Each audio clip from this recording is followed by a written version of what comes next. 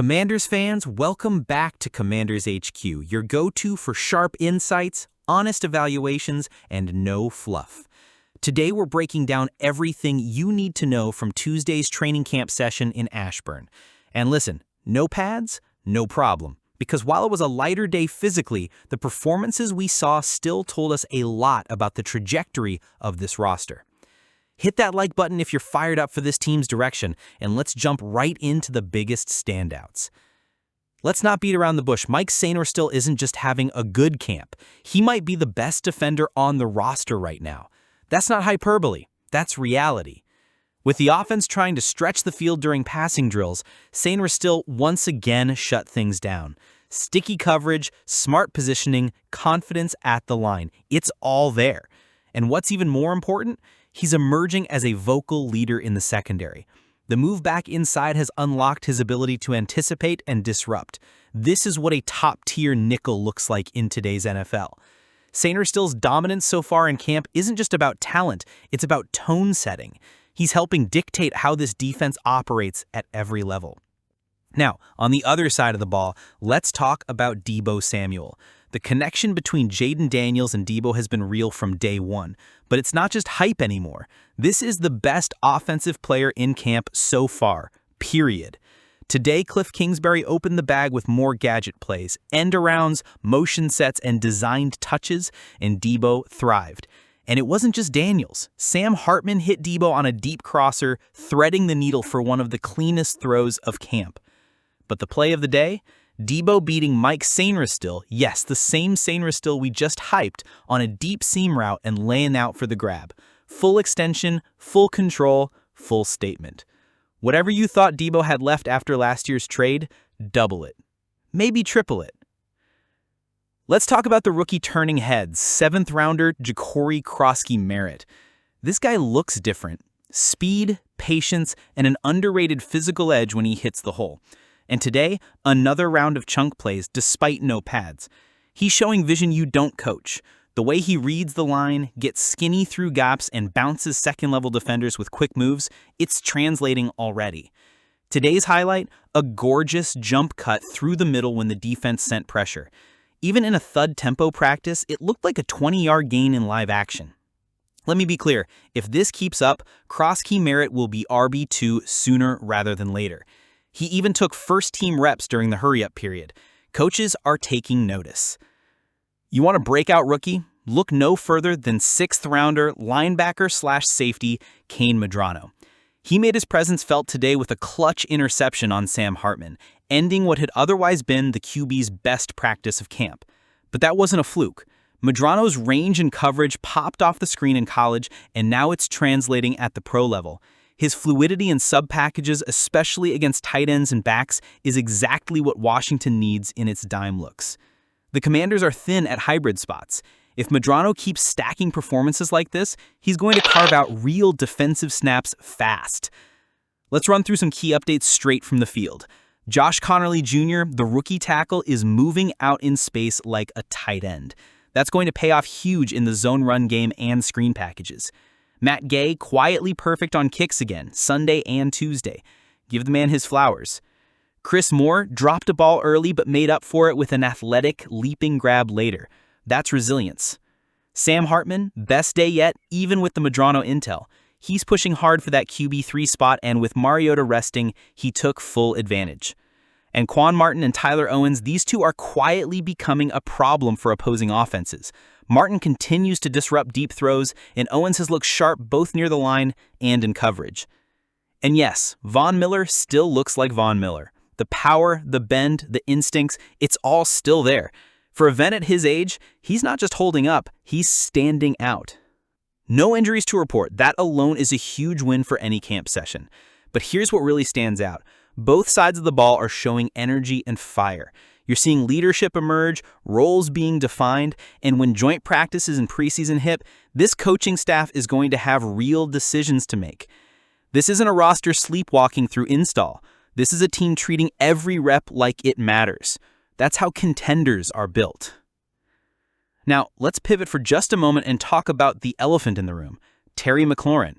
Yes, he reported to camp. but he's on the PUP list with an ankle issue that, according to multiple reports, might not be as serious as it sounds. And let's be honest, this is leverage. McLaurin is chasing that $30 million per year wide receiver tier, and he has every right to after putting up 5 1,000-yard seasons without elite quarterback play. The issue? He's heading into age 30 season, and that's giving the front office a pause.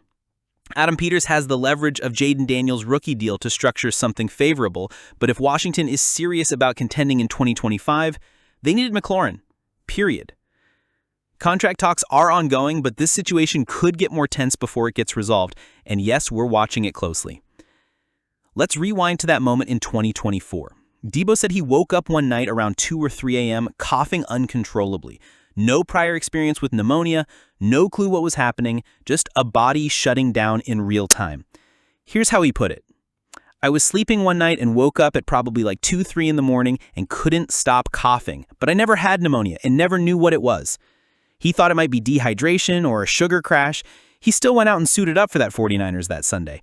But during warm-ups, things got worse. He started having trouble breathing, couldn't move, couldn't function. Yet he pushed through the first few plays anyway. I couldn't breathe, literally couldn't breathe, couldn't move. 4 or 5 plays into the game, I feel like if I would have went another play, I probably would have crashed. He later described his chest as being flamed up. It took being hospitalized for 3 to 4 days to realize the severity of what he was fighting. And here's the wild part. Deebo never stopped thinking about getting back on the field. This wasn't just about playing hurt. This was about risking serious health consequences because of his mentality as a competitor. Me, the competitor I am, I just put myself in the position to be in the best shape possible and just go out there and contribute to the team. You want toughness? That's toughness. You want leadership? That's leadership. No excuses, no attention-seeking, just quiet, behind-the-scenes grit. Now remember, this wasn't some meaningless late-season game. The 49ers were pushing for a deep playoff run, and Deebo was still trying to be that spark despite being physically wrecked.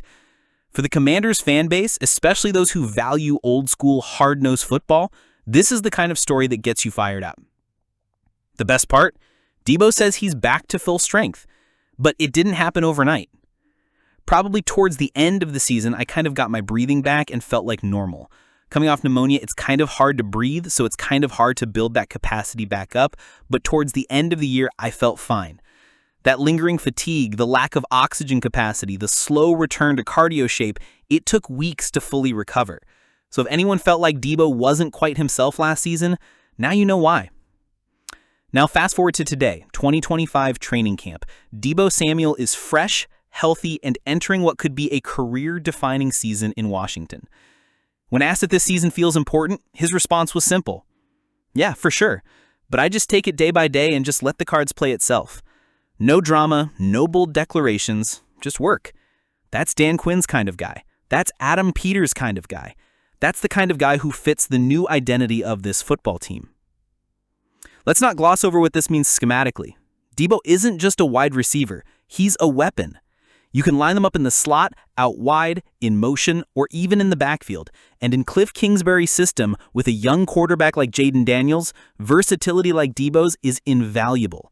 Remember, Daniels excels when the offense is moving. RPOs, play action, quick throws, screens, misdirection, and guess what Deebo does better than almost anyone else in the league?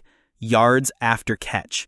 A fully healthy Samuel gives Daniels a safety valve that turns 5-yard passes into 20-yard gains. He also draws coverage away from guys like Jahan Dotson, Ben Sinnott, and rookie Luke McCaffrey, who all benefit from the spacing Deebo creates. This is bigger than a bounce back here. This is a chance for Deebo to reshape his legacy and help usher in a new era of Commanders football. Let's also talk about locker room impact. Young teams need veteran voices who've been to the big stage, who fought through real adversity, and who still walk with confidence and humility. That's Deebo Samuel in a nutshell. The way he's handled this offseason, quietly working, staying focused, leading by example, has already left an impression inside the building. Teammates respect the grind, coaches trust his professionalism, and fans, well, fans are about to fall in love with 19 all over again. Deebo's story isn't just inspiring, it's revealing. We now understand that last year's version of him wasn't 100%. He was battling for every breath, literally. But he never made excuses, he never complained, and now that his health is back, the Commanders might be getting the best version of Deebo Samuel we've seen since his All-Pro run in 2021.